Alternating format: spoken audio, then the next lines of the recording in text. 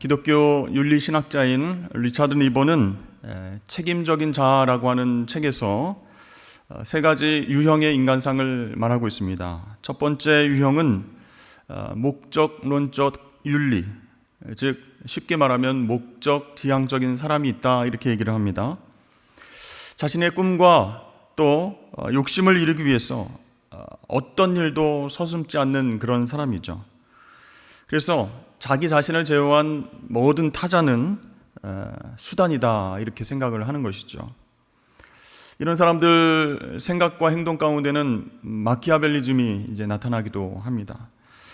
두 번째 유형은 의무론적 윤리입니다. 즉 규칙을 따르는 사람이라는 그런 유형입니다. 이런 사람은 어떤 규범, 틀을 딱 만들어 놓고 철저히 지켜나가는 그런 지성인이라고 할 수가 있습니다. 남에게 해를 끼치지도 않고 또 손해를 보지도 않습니다. 이 경우가 굉장히 분명한 사람이죠. 그러나 이런 사람들에게는 인간적인 매력을 찾아볼 수가 없습니다. 때로는 교조주의적이고 위선적인 모습이 나타나기도 한다는 것이죠. 자, 세 번째 마지막으로는요, 응답적 윤리, 즉 책임적인 존재의 유형이 있다, 이렇게 얘기를 합니다. 이런 사람들은 이타적이고 타인들에게 책임을 느끼는 그런 사람이라고 할 수 있습니다. 그래서 내가 속한 공동체의 어려움은 내 어려움이고 또 이웃의 아픔은 또 내 아픔이다, 이렇게 여기는 사람입니다. 또 우리 국가의 또 순환과 어려움과 십자가를 내 것으로 여길 수 있는 사람이에요. 그래서 세상이 타락한 것도 또 잘못되어 돌아가는 것도 나하고 무관하지 않다, 이렇게 책임감을 느낍니다. 그래서 이런 유형의 사람은요, 언제나 빚진 그런 심정으로 살아간다는 것이에요. 예수님께서 말씀하신 선한 사마리아 비유에 나오는 사마리아인과 같은 유형의 사람이다라고 할 수가 있습니다. 여러분, 이 세 가지 유형 중에서 여러분은 어떤 유형의 사람이신 것 같습니까? 플로리다 대학의 존 서머빌 교수는요, 수업 시간에 학생들에게 이렇게 물어봤습니다. 한밤중에 몸집이 작은 할머니가 아주 큼지막한 지갑을 들고 거리를 걸어가고 있습니다. 아주 작고 늙고 힘이 없어 보이는 할머니라 이렇게 툭 때려서 바닥에 눕히고 지갑을 빼앗아서 달아날 수 있는 너무나 쉬워 보이는 그런 할머니라는 것이죠. 자, 여러분들이 만약 그 할머니를 본다면 그렇게 툭 쳐서 할머니의 지갑을 빼서 달아나겠습니까? 어떻게 생각합니까? 이렇게 질문을 했습니다. 두 가지의 반응으로 학생들이 대답이 나타날 수 있다라고 교수님이 얘기했어요. 첫 번째는 약자를 괴롭히는 것은 사회의 지탄을 받는 일이다. 그렇게 되면 내 마음도 괴롭게 되기 때문에 안 하려고 할 것이다. 이렇게 대답을 한다면 그 사람은 주로 자기 자신과 자신의 가문의 어떤 명예, 평판만을 염려하는 자기중심적인 사람이다, 이렇게 이야기할 수 있다는 거예요. 두 번째 반응은 할머니를 때리고 지갑을 뺏어서 달아나면 그 할머니는 물론이고 할머니가 같이 돌보고 있는 손자 손녀들까지 굶어 죽을 수도 있어, 이렇게 생각한다면 그것은 이타적인 윤리 때문에 그렇게 생각을 한다는 거예요. 자, 이렇게 두 가지 유형으로 반응이 갈릴 수 있는데 학생들에게 이야기합니다. 자, 그렇다면 지갑을 빼앗아 보겠다는 사람 한번 손 들어 보세요. 아무도 손을 들지 않았습니다. 강도질을 하지 않겠다는 이유가 뭡니까? 라고 물어보니까 거의 모든 학생들이 두 번째 유형, 그 이유를 들었다는 것이에요. 자, 결과적으로 교수님이 정리하면서 이렇게 얘기를 합니다. 나보다 남을 먼저 생각하는 것은 기독교의 가치입니다. 여러분은 자신도 모르게 기독교의 가치를 품고 있는 것입니다. 이렇게 이야기를 했다고 합니다. 여러분, 예수님께서 이 땅에서 자주 말씀하시고 가르치셨던 것이 바로 천국, 하나님의 나라입니다. 여러분, 이 나라는 어떻게 돌아가죠? 새로 임명된 지도자가, 대통령이, 왕이 그 나라의 국정 철학을 세웁니다. 어떻게 운영할 것인가, 그렇게 국정 철학을 먼저 내세우죠. 그리고 나서 이 나란 일을 할 때에 무엇을 중요한 가치로 두는가에 따라서 그 일들의 순서와 내용이 달라지게 되어 있다는 것이에요. 요즘 미국을 예로 들자면 어떻게 되겠습니까? 트럼프 2기 행정부가 들어섰죠. 트럼프 대통령이 이제 미국 우선주의를 최고의 가치로 내세우게 되었습니다. 이제 거기에서부터 관세 정책, 또 이주민 대응, 또 전쟁 방향, 이런 것들이 나오게 된다는 것이죠. 여러분, 예수님은 이 땅에 왕으로 오셨습니다. 왕으로 오셨는데 이 세상 나라와 하나님 나라에 대해서 비교하시면서 하나님 나라의 가치가 무엇인지를 가르쳐 주셨어요. 하나님 나라의 왕으로서 국정 철학이 무엇인가, 하나님 나라를 이끄는 그 가치가 무엇인가를 가르쳐 주셨습니다. 자, 여러분 기억하시죠? 하나님 나라에서 복된 사람은 누구인가, 또 화 있는 사람은 누구인가 기억나시죠? 그런데요, 그 말씀의 내용을 보면 이 세상 나라의 가치하고는 전혀 틀린 이야기를 하셨다는 것이죠. 너희 가난한 자는 복이 있나니 하나님 나라가 너희 것이며, 지금 줄인 자는 복이 있나니 말씀하셨어요. 또 지금 우는 자는 복이 있나니. 아니, 하나님 나라의 국정 철학을 얘기하시는데 복된 사람이 가난하고 그 다음에 줄이고 울고 이런 사람이 복되다, 이 핵심 가치를 그렇게 얘기하신 거예요.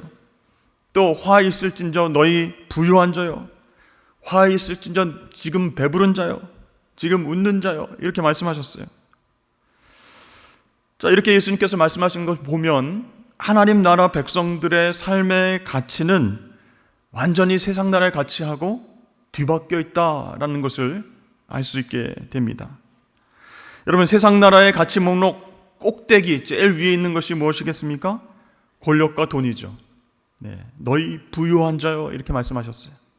또 성공과 명예입니다. 모든 사람이 너를 칭찬하면 화가 있을진저, 이렇게 말씀하셨잖아요.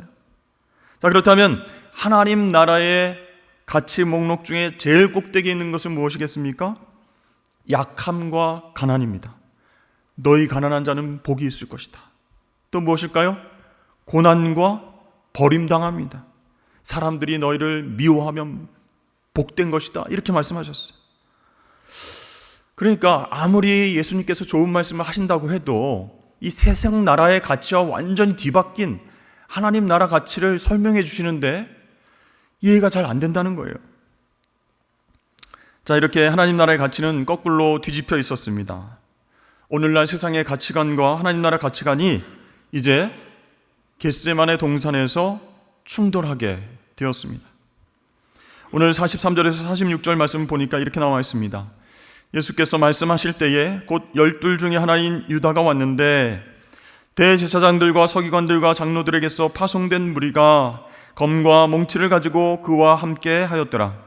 예수를 파는 자가 이미 그들과 군호를 짜 이르되 내가 입 맞추는 자가 그이니 그를 잡아 단단히 끌어가라 하였는지라. 이에 와서 곧 예수께 나와 라삐어 하고 입을 맞추니 그들이 예수께 손을 대어 잡거늘. 자, 우리가 잘 아는 상황이죠. 가룟 유다가 미리 짜놓은 것이죠. 입 맞추는 자가 예수라고 하는 자다. 내가 그분에게 입을 맞추면 당신들은 그를 체포하라. 이게 죽음의 입맞춤이라고 하는 말이 여기에서 나온 것입니다. 여러분, 이상하지 않습니까? 가룟 유다는 그냥 예수님을 다 가리키면서 저 사람이 예수요, 체포하십시오, 이렇게 말하지 않고 왜 다가가서 입맞춤을 했을까요? 마지막이니까, 예수님 너무 좋아하니까 한번 뽀뽀로 마무리 한번 해야 되지 않을까, 이런 생각을 했을까요? 여러분, 가룟 유다는요, 이 예수님과 제자들이 하나님 나라를 세우기 위해서 검과 몽치로 무장했을 것이다, 이렇게 생각을 했던 거예요.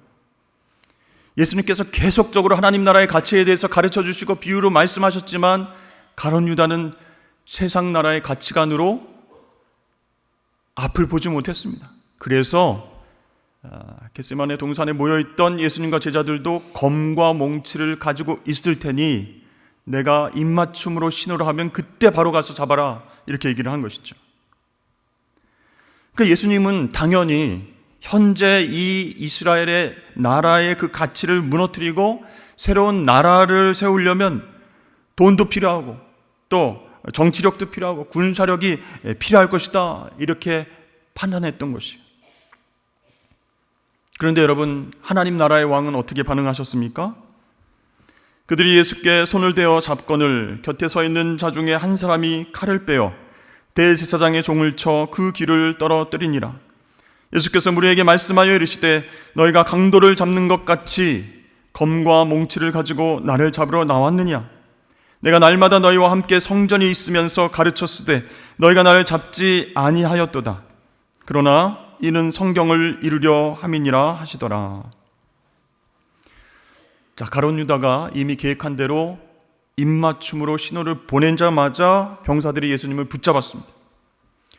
그걸 보고 베드로가 칼을 빼서 대제사장의 종의 귀를 내리쳤습니다. 귀가 떨어졌습니다. 그런데요, 예수님은 그 상황 가운데 의외의 말씀을 하시는 거예요. 너희가 강도를 잡는 것 같이 검과 몽치를 가지고 나를 잡으러 나왔느냐? 여기서 강도라고 번역된 단어는 원래 기존 체계를 무너뜨리고 새 체제를 세우기 위해서 폭력적인 칼을 사용하는 게릴라 운동, 혁명, 그런 의미가 있는 단어입니다. 그러니까 예수님은 내가 검으로 대응할 줄 알고 너희들이 검과 몽치를 가지고 왔느냐? 나를 몰라도 너무 모르는구나. 하나님의 나라는 너희들이 생각하는 것과 전혀 다르다, 이런 뜻입니다. 여러분, 사람들은 오해했죠. 예수님께서 왕이 되시면 게릴라 운동, 혁명을 통해서 로마 군인들을 다 몰아내고 왕이 될 것이다 라고 생각했어요. 그런데 예수님의 혁명은요, 새로운 사람들, 새로운 지도자들, 그 사람들을 권좌에 앉히는 것이 아니었습니다. 예수님 완전히 다른 정부, 곧 하나님 나라를 세우는 중이셨어요. 그러니까 예수님은 검과 몽치로 저지할 뿐이 아니다라는 것이죠. 그런 혁명가가 아니라는 거예요. 왜냐하면 그분의 변혁은, 그분의 혁명은 검으로, 칼로 하는 혁명이 아니었기 때문이었습니다. 가룟 유다가 이 점을 이해하지 못했어요. 가룟 유다만 이해하지 못한 것이 아니라 제자들도 이해하지 못했던 것이에요. 그러니까 베드로가 검을 빼어 들은 것입니다. 베드로도 예수님께 귀에 못이 박히도록 하나님 나라에 대해서 들었습니다. 그 가르침을 듣고 배웠습니다. 그런데 상황이 막 다급해지자 본능적으로 칼을 뽑고 말았던 것이죠. 여러분, 우리도 베드로와 똑같지 않습니까? 우리가 예배를 드리면서 하나님 말씀을 들으면서 하나님 나라의 가치가 무엇인지, 예수님의 진리가 무엇인지를 듣고 잘 알고 있지만 막상 시험이 닥치면, 원수가 나를 공격하려고 하면 칼자루에 손이 간다는 거예요. 그래서 우리는 칼을 들고 권력과 돈과 성공과 명예로 이어지는 이 세상 나라의 가치를 추구하며 살아갈 때가 있다는 것이에요. 자, 예수님은 베드로와 또 베드로를 닮은 우리 모두에게 이렇게 말씀하시는 거예요. 내 나라는, 하나님 나라는 이 세상 나라와 완전히 다르다. 나 자신보다 다른 사람을 먼저 생각하고 원수를 사랑하고 남들을 위한 섬김과 희생이 가득한 곳이고, 그래서 하나님의 영광을 이뤄나가는 나라이다. 나는 악을 악으로 갚지 아니하고 선으로 악을 갚을 것이다. 내 힘과 목숨을 다 내어줄 것이다. 나는 이런 방법으로 세상을 바꾸어 나갈 것이다. 베드로를 비롯한 제자들이 겁에 질렸습니다. 그래서 수년간 예수님의 곁을 지켰던 그들은 진짜 시험이 닥치자, 군병들이 들이닥치자 예수님을 내팽개치고 도망치기에 바빴습니다. 오늘 본문 읽지 않았지만 뒤에 구절을 보면 한 청년이 얼마나 다급했는지 유다 일행에게 옷이 잡혔어요. 아예 옷을 벗어버리고 벌거벗은 채로 거리로 뛰쳐나갔습니다. 이건 굉장히 수치스러운 일이죠. 예수의 제자로 너도 같이 그렇게 살지 않았느냐라고 고문당하고 죽임당할까봐 옷을 벗어 던진 채로, 벌거벗은 채로 그렇게 도망갔다는 거예요. 그러나 예수님은 꿋꿋이 그 자리에 서 계셨습니다. 세상의 검보다도 더 무시무시한 상황, 고통과 정말 충격적인 상황이 닥쳐왔음에도 담담히 그 상황을 맞이하셨어요. 여러분, 창세기에 보면 아담과 하와가 동산에서 쫓겨납니다. 그때 정의의 불칼을 보게 되었어요. 이 정의의 불칼이 돌아갈 길을 막고 있었다는 거예요. 아담과 하와의 죄는 그들을 하나님으로부터 분리시켰다라는 것입니다. 누군가가 이 하나님의 정의의 칼 아래로 지나가지 않으면, 거기에서 희생당하지 않으면 하나님 품으로 돌아갈 방법이 없다는 것이. 그래서 예수님은 지금 이 동산에서 심판의 칼을 대신 맞고 계신 것이었습니다. 아담과 하와를 위해서, 그리고 바로 저와 여러분들을 위해서 그렇게 순순히 검 앞에서, 칼 앞에서 체포되셨습니다. 여러분들은 억울함과 오해와 분노 앞에서 어떻게 싸우려고 하십니까? 긴급한 상황이 오면 베드로처럼 칼을 빼서 일단 휘둘러 보려고 하지 않으십니까? 예수님은요, 가룟 유다의 배신의 입맞춤 속에서도, 또 제자들이 혼비백산 도망치는 그 모습 속에서도 야, 저것들 봐라, 억울하다고 화를 내지 않으셨습니다. 자신의 체포로 인해서 제자들이 다칠까봐, 또 붙잡힐까봐 그것을 더 염려하셨어요. 그래서 순순히 체포당하셨습니다. 하나님 나라의 왕께서 강함보다 약함을, 부함보다 가난함을, 교만보다 겸손을 택하셨습니다. 왜 그렇게 하셨을까요? 하나님의 뜻을 이루시기 위해서 순종하신 것입니다. 그런데 여러분, 예수님께서 우리에게 보여주신 하나님 나라는 좀 부담스럽습니다. 심리적으로도요, 우리가 그 하나님 나라의 원칙대로 살아가기가 좀 굉장히 부자연스럽습니다. 왜냐하면 이 하나님 나라의 가치가 무엇입니까? 약함과 가난과 고난과 버림, 좀 우리가 멀리하고 싶은 그런 가치들로 채워 있는 것이 바로 하나님 나라이기 때문이에요. 여러분, 이것은 우리가 살아갈 때 피하고 싶은 것이지, 이것을 즐겨 이 가치를 실현하며 살게 원하는 사람들이 어디 있겠습니까? 칼을 빼내서 싸우고 쟁취하고 수단과 방법을 가리지 않고 성공하고 부와 명예를 누려도 시원찮을 판에, 무슨 자기가 자선사업가가 된 것처럼 가난한 사람들을 돌봐주고 원망 없이 원수를 사랑해주고 남을 위해서 위험을 감수하고 그렇게 사랑하면서 살 수 있겠습니까? 그건 예수님만 가능한 삶이지, 우리도 그렇게 살아라 하면 얼마나 부담스럽겠습니까? 그렇다면 예수님은 우리에게 너무나 높은 기준을 기대하신 것은 아닐까? 어차피 안 되지만 원래 기준은 이런 것이다라고 그냥 보여주시는 것만 아닐까, 이런 생각이 들기도 합니다. 그러나 여러분, 그게 아니라는 거예요. 예수 그리스도를 어린 양으로 받아들이는 사람들은 구원을 받는 거예요. 예수님은 십자가 위에서 우리가 받아야 할 마땅한 심판을 받으셨어요. 그 덕분에 우리는 예수님이 누리시던 부함과 축복을 고스란히 받게 되었습니다. 예수님 때문에 우리는 영적으로 부하게 되었어요.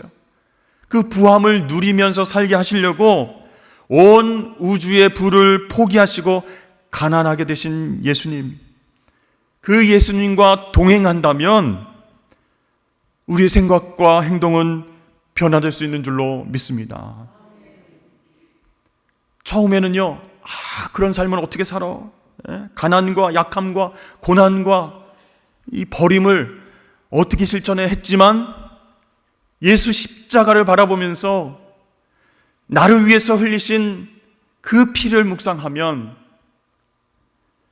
우주의 모든 부를 포기하시고 가난케 된 그 예수님과 동행하면 가능하다, 할 수 있다는 얘기. 매년 4월이 되면 저는 디트리 본헤퍼 목사님이 생각이 납니다. 이 목사님은요, 히틀러를 암살하려고 하는 계획에 참여했다라고 하는 죄목으로 억울하게 감옥에 갇혔습니다. 그래서 그 목사님 플로센비르크 수용소에서 교수형을 당하게 됐어요. 그 날이 4월 9일입니다. 4월이 되면 그 목사님이 생각나요. 보네퍼 목사님은 1906년생입니다. 정신과 의사인 칼 보네퍼의 6번째 아들로 태어났어요. 그 집은 상당히 부유했습니다. 할아버지가 프로이센 왕실의 궁정 목사였고 검사, 판사, 교수가 즐비한 가문이었어요. 그래서 학생 시절에는 미국 유학도 다녀오고 유럽 여행도 다녔습니다. 마음만 먹으면 얼마든지 미국으로 도망쳐서 자유롭게 살 수 있었습니다. 그럼에도 불구하고 그는 피하지 않았어요. 왜 그랬을까요?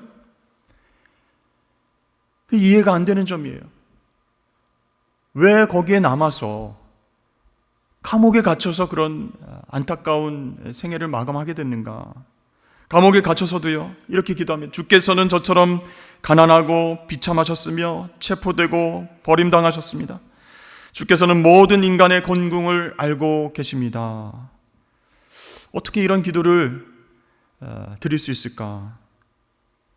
또 그 무서운 감옥에서 혼자 남았다 이렇게 생각하지 않고 이렇게 기도했습니다. 비록 내 곁에 단 한 명의 사람이 없다 하더라도 주님께서는 저와 함께 머물고 계십니다. 이 사형날이 결정이 되고 죽음의 공포가 엄습해 와서 나 혼자 남았다라고 우울하고 정말 떨리고 힘든 상황 속에서도 주님께서는 나와 함께 하심을 믿습니다. 이렇게 마지막까지 기도했습니다. 여러분, 이 보네퍼 목사님은요, 이 권력과 부와 물신에 사로잡힌 이 독일 교회가 값싼 은혜를 나누고 있다라고 비평을 했습니다. 나를 따르라라고 하는 책을 보면 이런 문장이 나옵니다. 값싼 은혜는 우리 교회의 치명적인 적이다. 오늘 우리의 싸움은 값비싼 은혜를 얻기 위한 싸움이다. 값싼 은혜는 싸구려 은혜, 헐값의 용서, 헐값의 위로, 헐값의 성만찬이다. 싸구려 은혜는 그리스도를 본받음이 없는 은혜이다.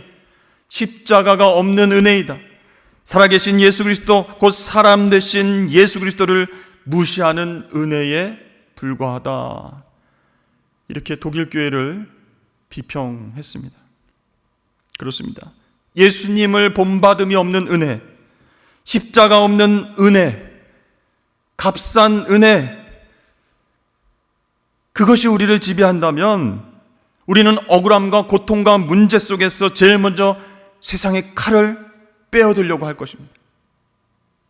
그러나 나의 연약함과 죄를 위해서 십자가에서 어린 양처럼 희생하신 예수님의 은혜가 값비싼 은혜인 줄 안다면, 그 은혜가 나를 지배하고 있다면 예수님처럼 우리도 기도할 수 있고 정말 힘든 일이지만 하나님 뜻에 순종할 수 있게 된다는 거예요. 그래서 본헤퍼 목사님은 감옥에서 자신의 신앙을 당당하게 삶으로 보여주었던 것입니다. 여러분, 이것이 우리 그리스도인들이 싸우는 방법인 줄로 믿습니다. 본헤퍼 목사님 감옥에서 이렇게 마지막 기도했습니다. 제 안에 어둠이 있으나 주님 함께 계시면 빛이 있습니다. 제가 있는 이곳을 주님께서는 버리지 않으십니다. 저는 홀로 있으나 주님께서는 저를 홀로 버려두지 않으십니다. 제 마음은 연약하나 주님 함께 계시면 도움이 됩니다. 주님께서는 저처럼 가난하고 비참하셨으며 체포되고 버림당하셨습니다. 주여, 그 부르시는 소리를 듣고 주님의 발자취를 따릅니다. 저를 도와주옵소서. 여러분, 우리 주변에 신앙생활을 열심히 잘하시는 분들도 계시죠. 그런데